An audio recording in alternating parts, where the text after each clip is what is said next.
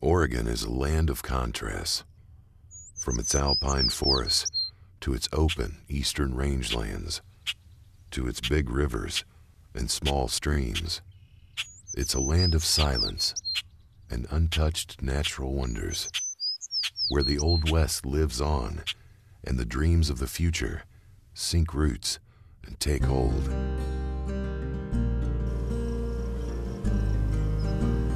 More than 12,000 ranching families call Oregon home.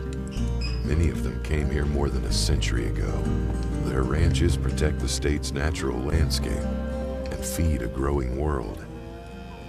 And their careful stewardship of natural resources, from open space, grasslands, rivers, and streams, are also home to abundant wildlife.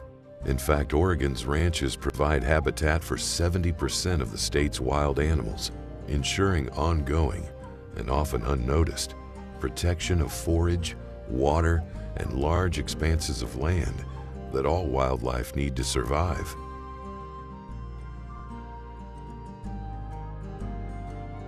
We cannot survive in a livestock farming venue without being good to the land.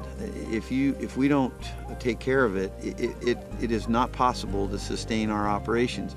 And so by taking care of it, we also are taking care of wildlife, and we're managing water, we're taking care of the natural environment, and that benefits all Oregonians. I think as ranchers, we would like people to know that we live every day, morning and night, with our wildlife, and we enjoy seeing them and watching them, and we feel very protective about the wildlife that lives here with us.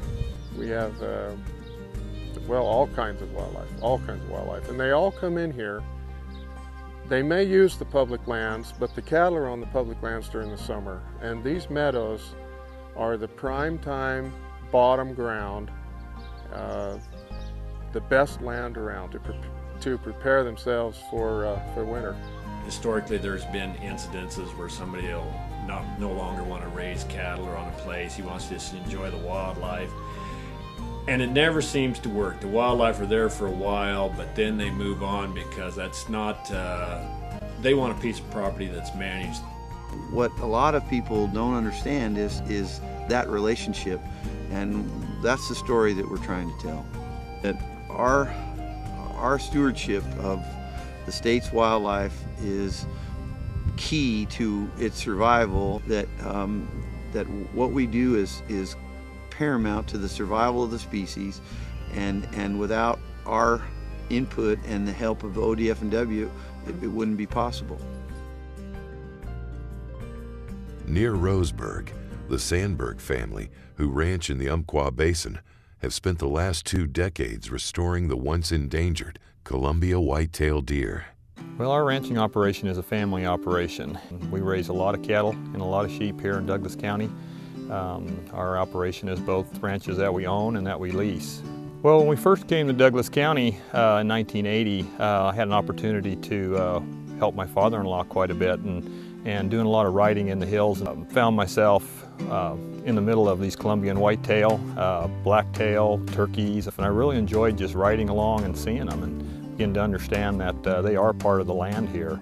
The Columbian whitetail deer in Oregon are found in 2 different areas, one on the lower Columbia River, both on the islands in the Columbia and on the Washington and Oregon mainland, and the second population is located here in Roseburg, in Douglas County, primarily centered around the North Umpqua River. They were listed under the Federal Endangered Species Act in the 1970s, and then listed under the State Endangered Species Act in the 1980s.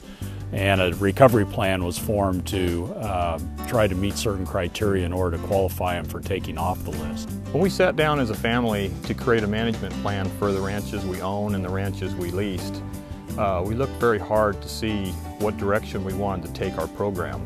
So we started with a forage-based management plan in which we enlisted burning, prescribed burning.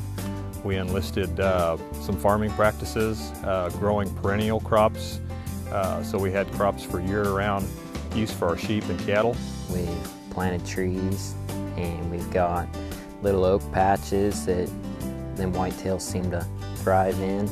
We found out as we did these riparian projects, it actually was a win-win situation for us. It gave us more pastures, it gave us on-site, off-site water, it gave us the ideas that rotational grazing worked better here. Riparian management also benefits fish, and we've got coho that are listed, steelhead, cutthroat trout. A lot of bird species nest and live their lives primarily in riparian zones. Waterfowl, so all those benefit from good riparian management. Delisting couldn't be done without the landowners, primarily the ag and livestock industry here in Douglas County. Over 95% of the deer in this subpopulation reside on private land. The bottom line is that it was a joint effort between state government and this state agency in particular, and private landowners and ranchers that helped get Columbia white-tailed deer off the list. The evidence, of course, is that the population's tripled in the last 15 years, from less than 2,000 animals to now we estimate we've got between 6,000 and 7,000. It's a sign that that as ranching progresses in the future, and as people learn what you can do, maybe more and more species can be removed from the list.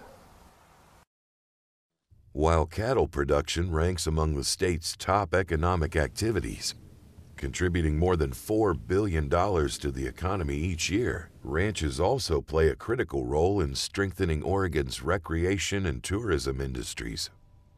A recent study conducted by the Oregon Department of Fish and Wildlife shows nearly 2.8 million people participate in wildlife-related activities each year. The total economic value of these activities was $2.5 billion, dollars that support businesses, small towns, and cities across the state.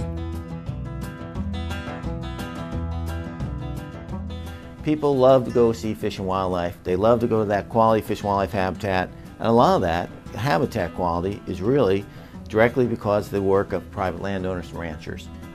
Well, I think you gotta realize what most ranchers, what their love is, and it's love for animals and a compassion for animals and a love for the outdoors, and with that in mind, you've got people that are out there trying to preserve that. Oregon's 50% owned by private people. A majority of that, of the habitat for fisheries and wildlife is owned by private landowners, and some of the best habitat. And they do a tremendous amount. Oregonians wouldn't be able to enjoy some of the benefits to fisheries and wildlife without the cooperation of private landowners. Ranchers in this state have a lot of land that they run their animals on, and so it's these folks that are out taking care of the land for their own animals that also provide an incredible environmental benefit for all of Oregon.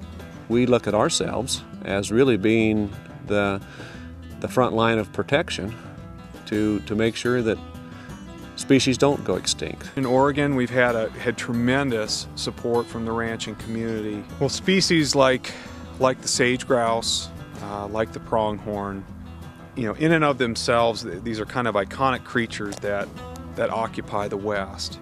And to maintain ranching and other uses that have occurred in the West for the last 100 or so years is really an important and integral part of keeping that conservation moving forward. Because without those players at the table and their support, it's going to be very difficult for us to move any sort of conservation effort forward. Without ranchers and agriculture community, I think we'd have a lot less wildlife, because a lot of the most productive lands are in private ownership. And you know, what I've found over the years is ranchers are very concerned about fish and wildlife resources. You know, for us, it's almost like heaven. I can't imagine it being much better than what it is for us when we get up in the morning, in a crisp morning like this, to see the wildlife and know that what we have done has given them habitat and places to raise their young and feed for the winter, and there is just no feeling like it.